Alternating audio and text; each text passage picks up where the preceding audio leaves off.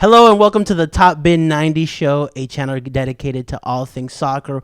We talk MLS, we talk European, we talk international soccer, we talk everything soccer. I mean, we are soccer fanatics. Today I have Lee from CLTFC Fan TV on, and we're going to discuss a couple of topics today. How are you, man? I'm good, man. Yourself? Good. I'm very impressed with myself, how fast I can say it now. What's CLTFC Fan TV? Yeah. It is a tongue twister, but it was like, you couldn't go with Charlotte Football Club Fan TV, Yeah. right? Like .com, right? It's like, I remember the first time we talked, man. I had so much trouble yeah. saying it. Oh, it's the same. It's a tongue twister for sure. Like, it's gonna be fun once we get out there in front of everybody and everybody's drinking and we're like, hey, what's going on? FTV. Yeah, you should do it. The thing that I would love is like if we get like a complicated player's name. I'll screw that up, man. I will screw it up. Like I saw a video once, like when Aubameyang signed with Arsenal, Right. they went around and like spelled Aubameyang, and like everybody was butchering it. Yeah, no spell test on that show, folks. Yeah, we get somebody with like a weird name, and Yeah. you're just like, I'll guarantee it. Like, you got to roll the R's and that. I can't do it, man. I'm sorry. It just shows my ignorance, I guess, in culture. nice, man. So let's start off in the Premier League, man. Yeah. The Premier League saw some interesting results this weekend. Yep.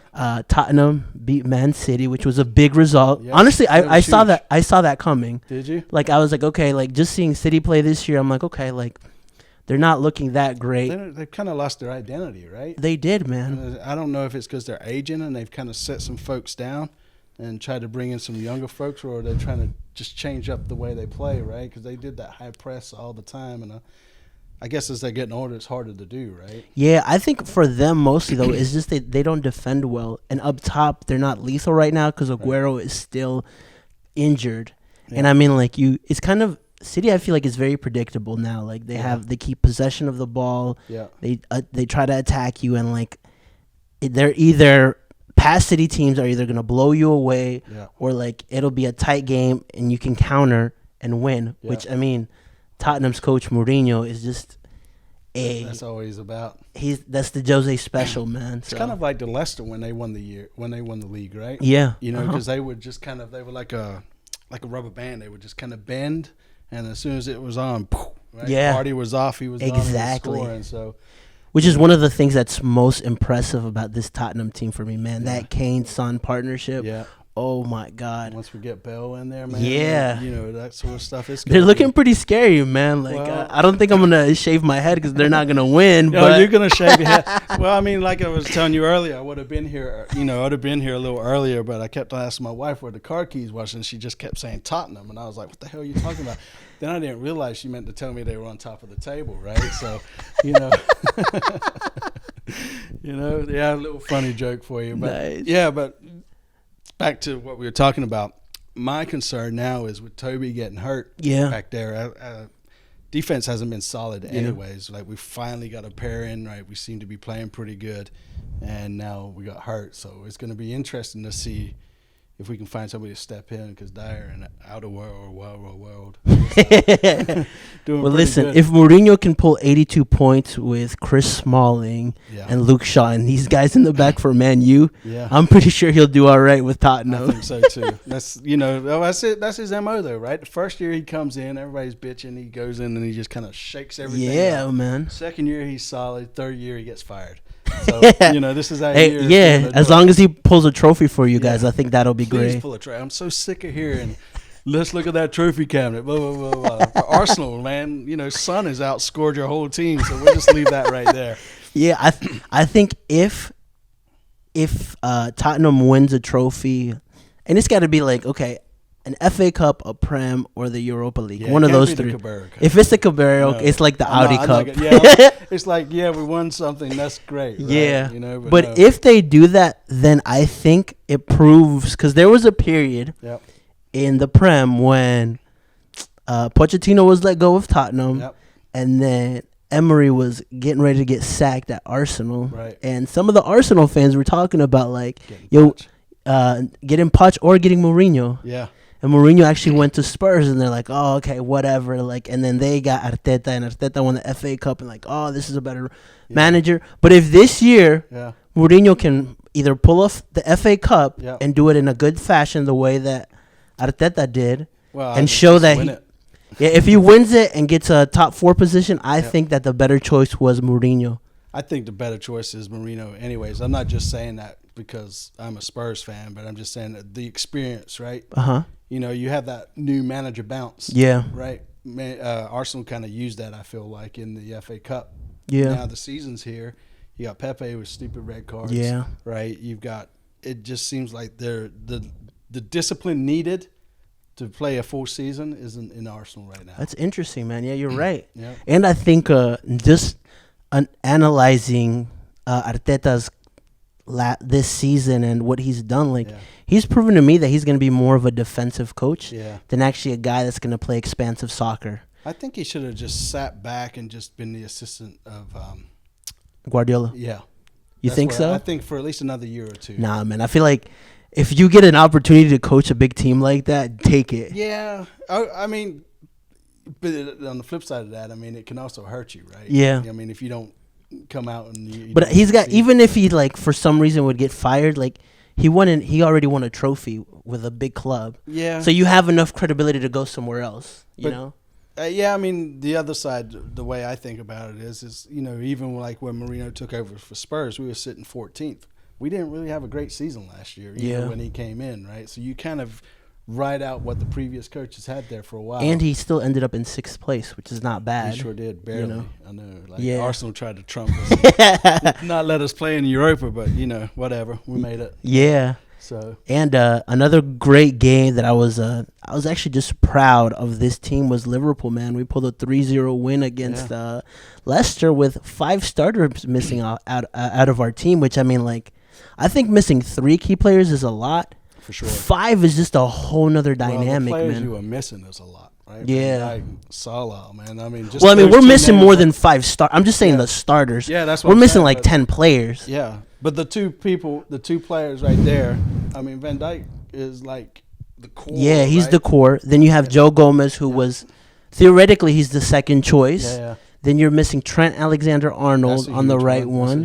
You're missing Salah up top. You're missing Jordan Henderson, your captain. Yeah. I mean, all important players in every position outside of the goalkeeper. Right. And that's what Klopp went off on right after the when he was getting interviewed after the game, talking about the way this season is with the amount of games they're having to play, how to compressing all these games in.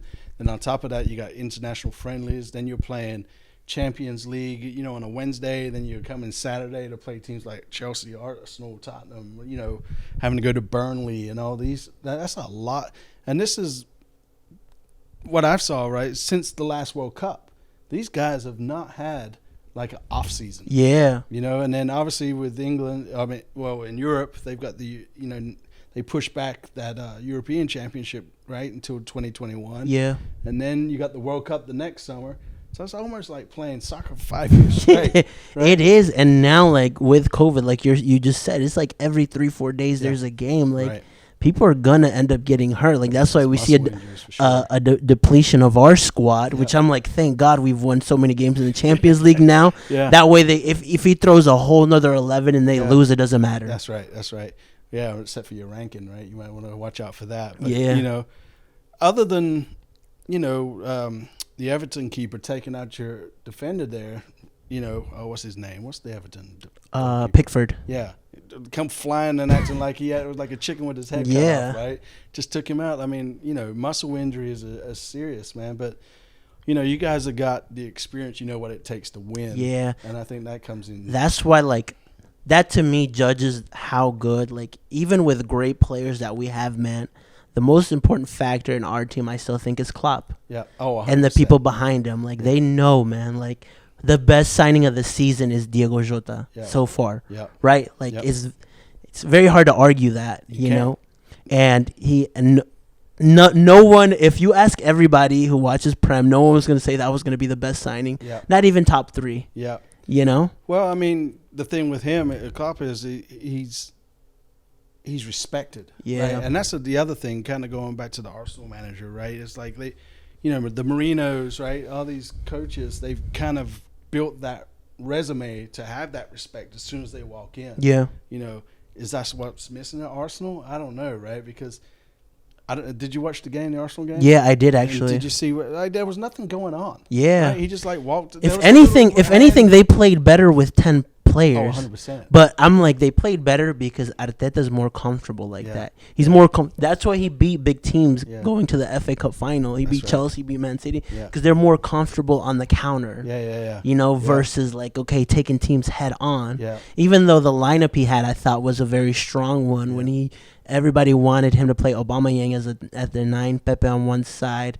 I think Saka played on the left, and so I'm like, okay, let's see what they're trying to do. But still, I guess there wasn't enough time to see if it was gonna work or not. Right. But even playing, I'm like, okay, they're not doing that great against a Leeds team that Leeds will attack you. Yeah, Leeds though, they're something, man. They're not afraid. If half of those goals had gone in that they hit the post or the crossbar, man, it would have been a 4-0 whooping. It was. But I still think the best chance was Saka's when he took out the goalie but the goalie still got his hand out. Yeah, that was solid.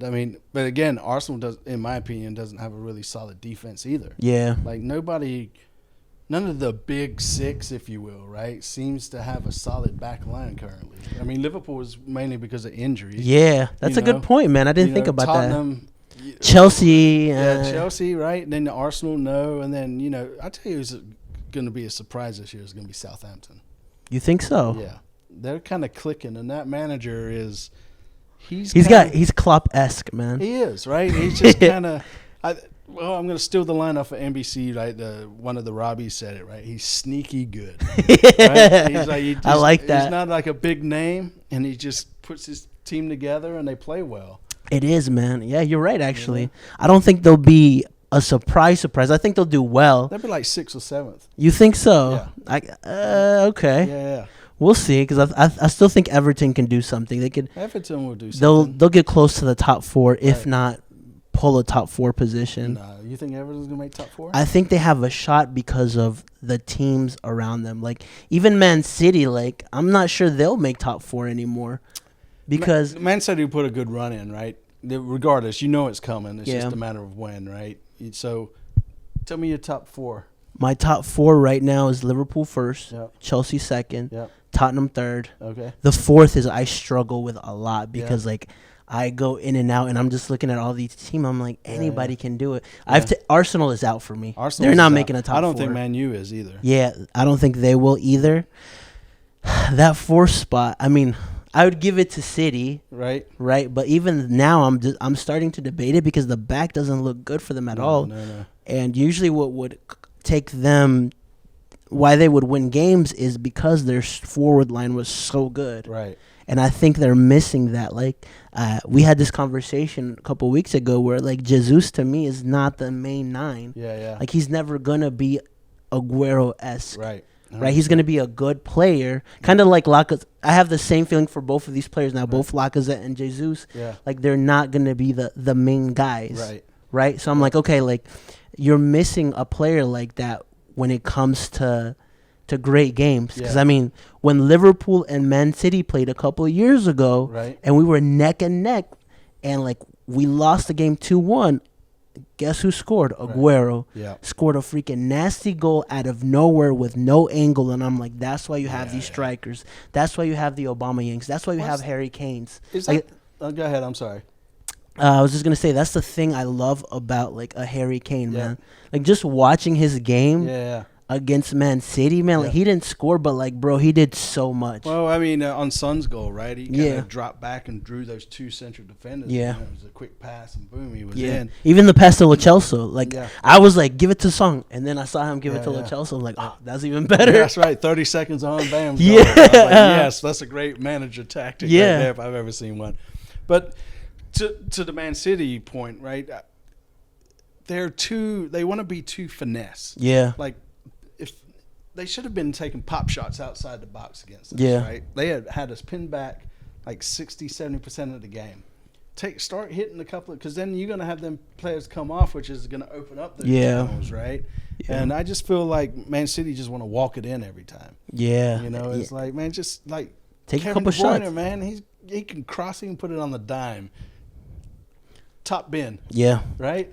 90. Yeah. So yeah, same thing. But that's why I kind of doubt their top. Like, I still feel like they'll be top 4, but like I doubt it a little bit because you still have to play teams like Wolves. You still have to play Southamptons, your Evertons. That you're gonna have more of the possession, but when they attack you, they have seriously good quality players that can kill you at the end. Well, the other thing to think about is too, right? You mentioned the Wolves or whatever, but then you got to think about like these teams like Burnley. Yeah, where it's just nasty going there, right?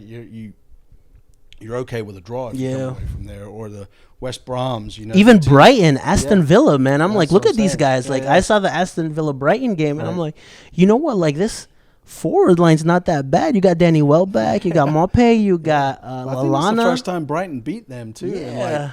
For years, like 30-something years. And then Aston Villa slapped us up. They slapped Arsenal up. So, like, I look at that and I'm like, there's probably 10 decent teams. Yeah. That's what's so great about the Premier League. Yeah, man. You know? I love it. Like, most games you can watch are going to be entertaining. That's right. And I like watching Southampton to see what kind of Liverpool player we're going to get.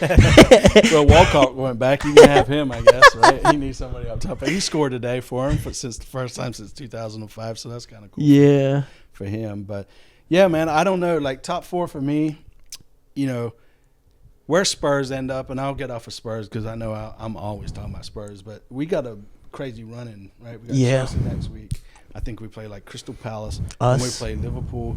Then we play Leicester, right? And it's just Arsenal in there too. Yeah. So there's whatever happens. Crystal Palace, that's still a decent team. Yeah. Well, I mean, they lost today though. Did they? Yes. Okay. Yep. To Burnley. As a matter of fact. Yeah. So, you know, I'm not gonna put it in any particular order. I'm gonna say Liverpool, Spurs, Chelsea's probably gonna be up there.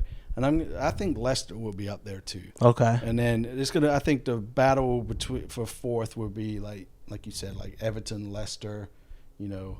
Man City. I feel like Man City's gonna have a run in somewhere. Yeah. Right? Maybe they'll get to the point where they kind of make it interesting again and fall off towards the end. I'd pray they don't make top 4. Yeah. That way Messi's guaranteed not to go there. Yeah. Well.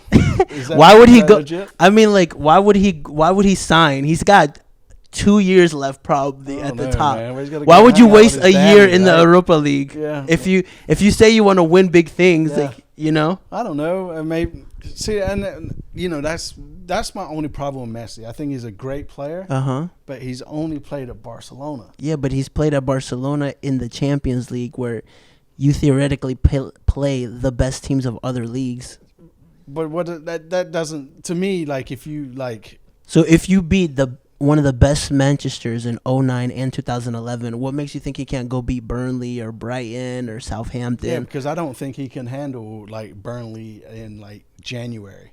You know, I just don't think he's going to be able to handle. No, because I've seen him play in the South American Championships where, like, I mean, the pressure was on and he scored a hat trick against Ecuador and took them to the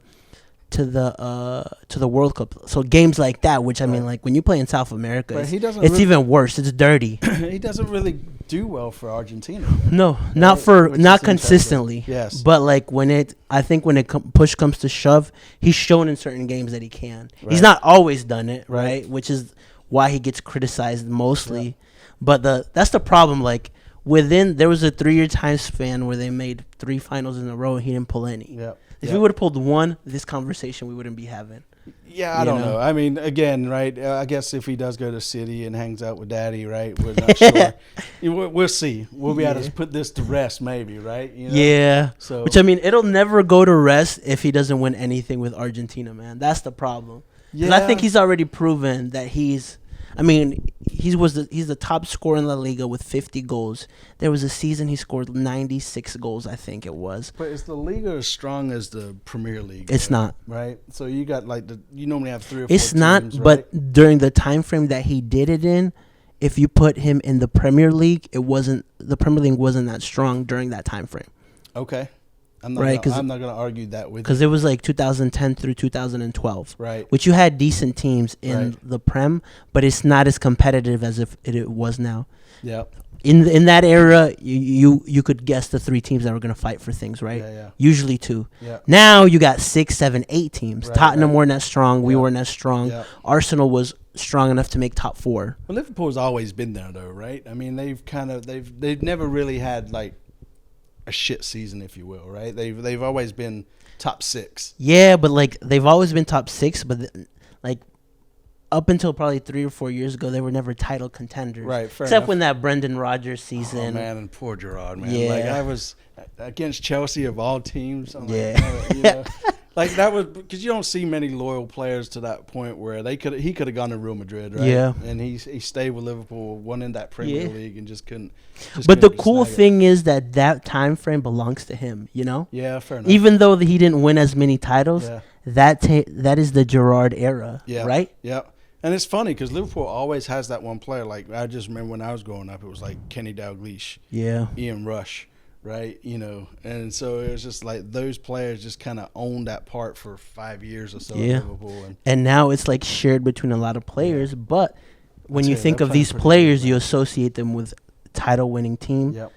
Champions League winning teams, Yep. right? So I'm like, okay, that's cool. Yeah. Even now, like if we win, I think Klopp said it. If we win the Prem this season, it's even more of a merit Yeah. because like we're going through our toughest patch at the And beginning. it's hard to win it back to back, too. Right? Yeah, that. And I'm like, That's a- okay, that's like a- I still haven't seen Tottenham if they lose Harry Kane or if they lose Son, how they'll deal with it. Yeah. You know, Man City is dealing with losing Aguero and they're not Yeah. really living up to standards. Yeah. Chelsea haven't lost somebody that you're like, okay, like, Yeah, I mean, they lost Pulisic or whatever, right? And Yeah. They seem to they kind of lost that prow about them. You know, in regards to the Spurs up front, I'm more worried about the back than I am the front. Like Really? Kane's probably going to pop something around January, February, anyways. Right? That's when he seems Yeah. to do. But you know, we've got Bell can fill in, right? Sonny can fill in. We got a decent backup in the Brazilian fella. Yeah. You know, and so, you know, with January right around the corner, maybe we'll pick up 1 or 2 more players. But I Yeah. know with COVID, right, is at least Tottenham will release their stuff today. They're like 150 in the hole this year. God. You know, with having to give money back to the broadcast and that sort of thing. So, you know, the one team I worry about in that regard is like the Man U. Because they seem to be, you know, robbing Peter to pay Paul, in my opinion. Right? They're just kind of credit cards maxed, right? You know, they're just hoping to pay this guy to pay this guy. So, And they're not even performing well. That's what I'm saying. That's a bigger issue, too. yeah, and I got into some sort of online discussion. I forget if it was like Twitter or something, right? With like, hey, should Man U pick up, what's the fella from, Jadon Sancho? no, Haaland. Erling Haaland? Yes. Okay. Right? From Dortmund? Yeah. Like, should they pick him up? Well, yeah, if you pick him up, that's another $100 million you're going to spend, Yeah. right? I mean, what's he going to do for the team? Yeah. Right? He's a good young prospect. He'll probably score a couple of goals, right? But in my opinion, they need like a Roy Keane back. You know, they need somebody like with some guts and some just wants to beat everybody's ass. Yeah. Right? That's the sort of play you need. They need in like there. standard bearers, Yeah, right? yeah. Like I think Milner and Jordan Henderson are the standard bearers for Yeah. Liverpool. 100%. Like that's what's interesting about it because you wouldn't say they're the most talented players of the team, but guess what? They work the hardest. They're the ones that are setting the standard of how you need to play, Yeah. and the coach praises that, so the team backs it up, Yeah. right? And when your star players back the standard bearers, like that's when you have great teams, That's right. That's right. Well, with Milner, I mean, the only position he hasn't played is goalkeeper. Yeah. Right? Like he's played. You just put him in, man. and he performs. That's what, like, I'm like, He's dude, like a squad player, man. that was the best free transfer we've ever gotten, he man. was solid, man. I'm like, He what come from City, right? Yeah, he came from City because City let him go. Yeah, which is, you know, Pep's probably cussing himself now, right? But Yeah. I mean, I would have loved to. Which is interesting, I think, because like I think we kind of underestimate those squad players because you always look at the flair, Right. and that's what I think like teams like PSG miss. Yeah. Like they have so much flair, but like you always need that one player. You do. You need that grunt, right? Yeah, like You need somebody's gonna do somebody in all the dirty stuff Yeah. and give the ball to the guys that know how to That's what score. I'm saying. Like, he wasn't a big name pickup for us, but we got Holberg from Southampton. Yeah. Solid. Oh my God. Yeah. My God, I'd make him captain. Yeah. You know, I'd put him captain over Kane, over Lloris. Really? Yeah. Okay. Because he's in there, right? He's dictating, man. He's like, you can see him. He's like yelling, screaming, whatever. You know, my opinion is, and sorry, goalkeepers, like, I don't think a goalkeeper should be captain. Really? Because they're too far back, right? When you're up front, you can't really like start like, hey, you know, like yelling and telling these players pick this up, and they can't. That's interesting, man. Him, okay. Right? And say, hey, he keeps beating you over here, spread out a little bit, right? Or he's like keep coming in, come on inside and just sit in front of us or something, right? The goalkeeper's in that box. Yeah. That's all they've got. Interesting. I never thought about it from that perspective. Vice captain, sure, right? Yeah. But, you know, like the captain, no way. Okay. Yeah. So nice. Okay, let's move on a little bit and talk about the MLS. MLS, all right. Yeah. MLS. Charlotte. Yeah. Charlotte. Let's go. Yes, I know. About 12 more months. 12 more months. It's going to be good. I think 2021, like, we'll have so much stuff to talk about with players, with managers. We were talking about that. Yeah. I think, just 2020, right after the holidays, right? You know, the transfer windows opened up in January. Yep. Maybe there's another player we pick up and send him straight out. Do you know something that we don't know that you want to release now? I can't. Teppa told me not to. I can't give up all my secrets, you know. Nice, we need viewers, too. Yeah, one thing I wanted to discuss was there was 2 expansion teams this year. Yep. You had Inter Miami, Yep. had their inaugural season, and so did Nashville. Yep. 2 different teams, 2 different, I want to say, styles. Yep. 2 different perspectives, you know, because Inter Miami, you heard them all over the news, right? Because you got Beckham, it's so much flash. You got players in Europe. Miami, right? Is he going to sign Cavani? Is he going to sign Suarez? Yeah. Nashville, Yeah. you had to, like, know the MLS. Oh, okay, we got Nashville coming in, right? Yeah. Totally different perspective. Right. But, like, looking at these 2 clubs, I think there's certain things that Charlotte can take and learn from. Yeah, you know, 100%. I mean, I think we like you said off air, we were talking about it with Nashville started from the back, right, and just kind of secured that point. Yeah, I've always been a big firm believer of that. You know, you start at the back and move your way forward. Some people talk about the spine, right, where you just kind of do down the middle and then build out around it. You know, and then you got other teams like, you know, not to go back onto Liverpool, but like the year before they won the league, they were just trying to outscore folks. Yeah, right? And it's like, to me, clean sheets is it. Right? Yeah. If you can keep those clean sheets, all you have to do is nick that 1 goal. Yeah, that's true, man. And you don't have to go get 4 or 5. So you don't need somebody that's just banging them in left and right. You can just, you know, get that lucky header, that deflection or whatever. Man. I mean, the reason we had like 5 or 6 games, Liverpool, where they won 1-0 last year, right? That's it. That's all it takes. Yeah. Right? I mean, you don't need to win 5-4 every game. Right, man. You were known for that, right? When they were, when Fergie's year, man, they were just always doing it. But yeah, back to the MLS, you know, like you said, I think I don't know if it's a good thing for Inter Miami or not, but having all that flash around them, you know, there's a lot of expectation on them right away. Kind of like when the Galaxy first came out, right? It's like a big city, everybody wants to be there. You know, you got all the movie stars and all these players, right? Just wanting to be there, like at the Lakers or whatever, right? Just to kind of show their face, like they're part of the in crowd. But then you get teams like Nashville, right, where, you know. Yeah, man, I think off the grid a little bit. Yeah, right? they were kind of off the grid, but like they've invested in their youth academies, which is something that we're doing, solid, man. Right? Like they did a good job of like working a back line and getting a decent goalkeeper. Yep. And I'm like, okay, with the win against Inter Miami in the playoffs, that was their 10th clean sheet that they kept. Yeah. Out of 18 or 20 games, whatever was played this year. Yep. But I'm like, okay, like there was something that they knew, like, okay, like we need to make the playoffs. That would be good, right? Well, and now short-term goals, right? Yeah, short-term goals. They did that. Now they beat a team in the playoffs, which were the first team to do it in over a decade, I believe, which is pretty cool. And like, okay, like now they're playing Toronto. We'll see what happens. Yeah. But still, you can categorize that as successful. Yeah. Right? Versus Miami, they made a playoff, but they squeezed in there. They were the 10th seed. Yeah. Right? And well, the first game that they played, they got smashed 3-0 by Nashville. Right. Both of these teams had negative goal differences going in, but I think, like, you're right, like, just having that pressure from Inter Miami, like all that flash, I think kind of worked against them. And even when you sign great players like Higuain, you signed Rodolfo Pizarro from Mexico, and so he's a great player, right? And then you sign Blas Matuidi as well. Like you were expecting them to do a little bit better than what they actually did. If anything, I feel like they underperformed based on what we've saw. Oh yeah, for sure. And I mean, the other thing about Miami has been and again, we talked about this before we started, is with the COVID, if they played anybody really strong, right? Yeah. I mean, they beat Atlanta 3 times and drew with them 4th time. I mean, Atlanta's having a shit year. Yeah, right? they are. I mean, there's no way around it, right? They lost the manager, they lost the star player, Josef Martinez. Yeah, right? He got ACL injury. They're kind of rebuilding, right? And they and so Miami, they barely snuck in.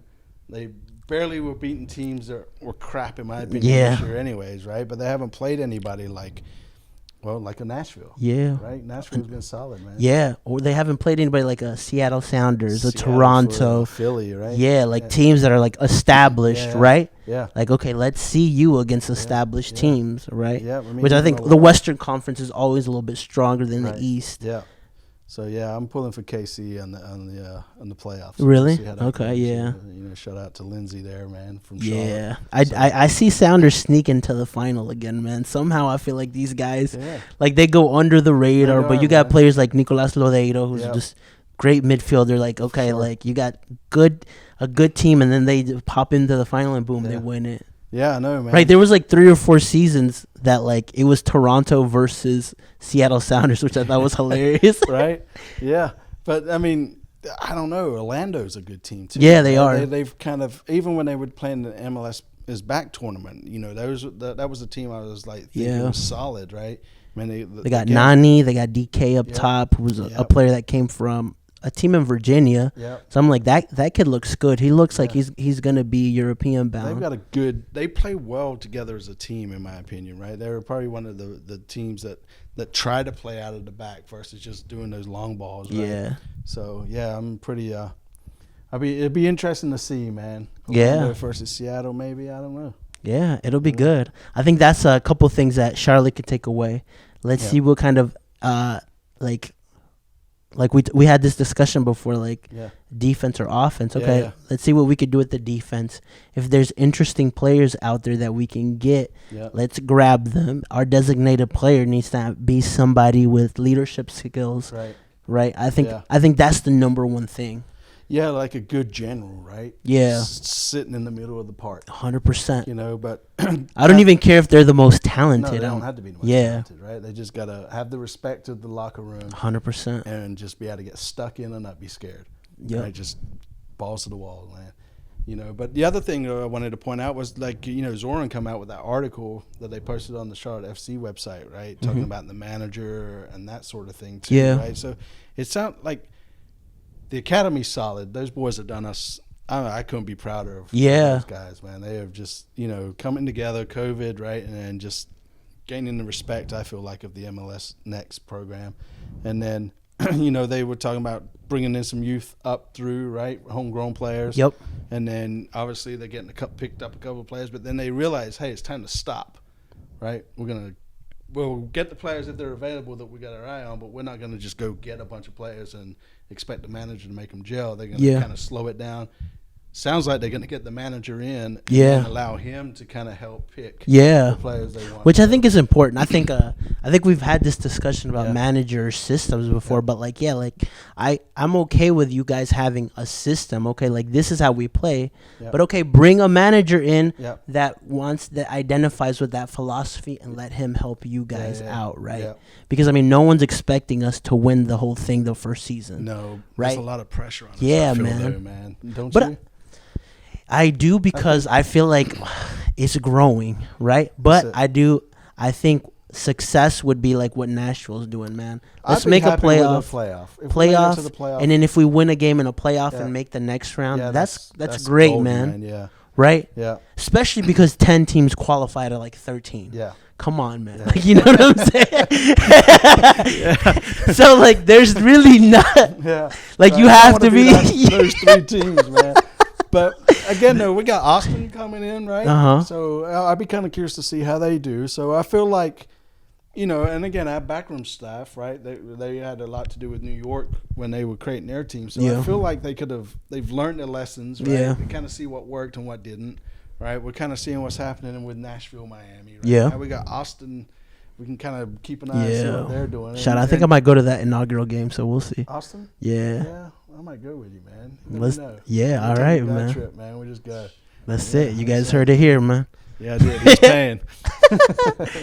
Yeah, but no, I mean, so it'll be interesting to see, right? Yeah. What happens? I'm just like you said and alluded to. I think my fear is there's going to be way too much pressure on this team, right? Because we've got the name. Everybody was super stoked. Yeah. Right. We're going to start in 2021. Yeah. Nope. Now we're going to push it back a year. Yep. Right. So we're just building all this energy, right? Yeah. And it's like, if they don't win and they come out and they have a losing season, is it going to start? Are we going to? You're going to see people turn on the team? I got you. Well, I'd rather have pressure than no pressure. Oh, 100%. There's going to be pressure, right? Because if there's no pressure, like no one cares. Yeah. Right. Like if they do well or they not. Oh, what? We got a team? Yeah. No, it can't be like Columbus, right? And nobody really gives a shit about them up there, right? They just kind of show up and score some great goals, but yeah, I think. It's got to be a good mix between the pressure. Yeah. Right. We're all me and you, and we've got Regal Soccer and a bunch of other people just hungry for information. Yeah, man. You got all these YouTube channels that are super famous that are kind of following the team. Right. But yeah, I'm just saying, right. So the content's being generated and people are trying to get the team out there and get involved and everything. But I just hope that the excitement can continue at least through the first season. Yeah. Well, I think like the good thing is I feel like we're on the right path. Oh, 100%. Right. So that to me, I feel confident. Okay. Yeah. Like, you know what? We're not expecting you guys to be the best team in the MLS. Nope. But show us that we're going to have a good season. There's going to be ups and downs through the season. Yep. But if there's something that we can see, it's kind of like the things that I judge of off my favorite teams. When I watch Liverpool and I watch Barcelona, I always start off and say, okay, what are we trying to accomplish with each coach? Yep.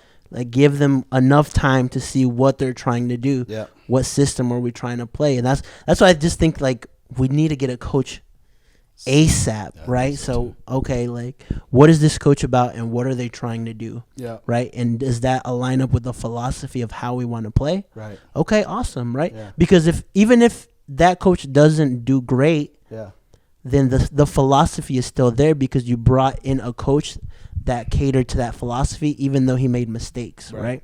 Yeah, I mean, that's some good points. My part, or to add to that, would be I don't care if we're losing, if we got a losing season. I just want the players to come out there and show some heart. Yeah, right? 100%, man. Just know that you could be 3-0 down with 80 minutes in the game. Just keep playing. Let's hope that doesn't happen. But it's not going to happen. It's not going to happen. But, you know, playing devil's advocate here, right? Yeah. So, but to your point too, right, we need to get a manager in. I feel like once we get over this hump at the holidays, we start getting past that winter transfer market, right? I feel like the club's going to be more active in regards to scouting managers, players, and that sort of thing, right? Which there probably are now. We just don't see it, or we don't know it to a full degree. But go time is in T-minus 12 months, so let's get things going, because I think everything needs to be solid by October, November of next year, so I have 3 or 4 months, or at least 80%, 85% to where you need to be, so that when you start, okay, let's go. So that's a valid point, right? 3 to 4 months. Going back to the Nashville Miami thing. Well, Nashville, they couldn't play in the MLS tournament because of the COVID team or whatever. So did it make it better for them, or was it better for them that they got to not play in that tournament, kind of learn a system that the manager wanted to coach and put out there on the field versus going straight into a tournament and then having to learn each other's style of play? No, I think it would have been better for them to be in the tournament. So? Yeah, because you get the experience of playing other teams as well. Right. Fair enough. Versus because as much as you can instill that mentality, it's easier to teach after you've played, right? Yeah. Because you can teach something you're doing in in the training camps. Right. But if you can look at, first of all, that tournament wasn't like, no one really cared. Nobody really cared. Right? Except for the winners. Yeah, exactly.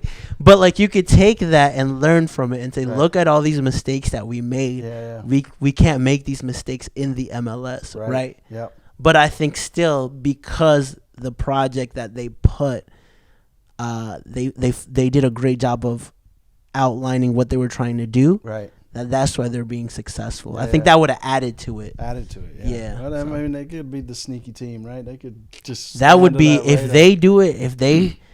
Then they like set the bar super high for us. I know. Does that put more pressure on us? It does, man. Because an expansion team that no one was really giving any attention to wins it. Right. So again, right? I mean, Atlanta, they did really well too, right? When on their first season. Yeah, because Atlanta won the MLS Cup in their first 3 years. So that's what I'm saying, right? So, we've called out Atlanta. Yeah, we've already done that. Nashville is, in my opinion, one of those rival teams. Okay, I mean, that'll be good, man. Right? I like that. If Nashville's strong, Atlanta's strong, and we're strong, that makes the MLS more competitive. It makes it great, at least for the Charlotte fans. Yeah, because those are easy road trips. Yeah, right. We could do the Nashvilles, we can do the Atlantas, we could even do the DC Uniteds, right? Yeah, and it'd just be fun to go on the road and go to those 100%, and just just be covered in MLS experience. Yeah, that's it. So, yeah, man, that'd be a lot of fun for sure. Cool. Well, that concludes another episode of the Top Big 90 Show. Lee, thank you so much for being on. Anytime. Woo-woo. CLTFC Fan TV. You know it. Subscribe.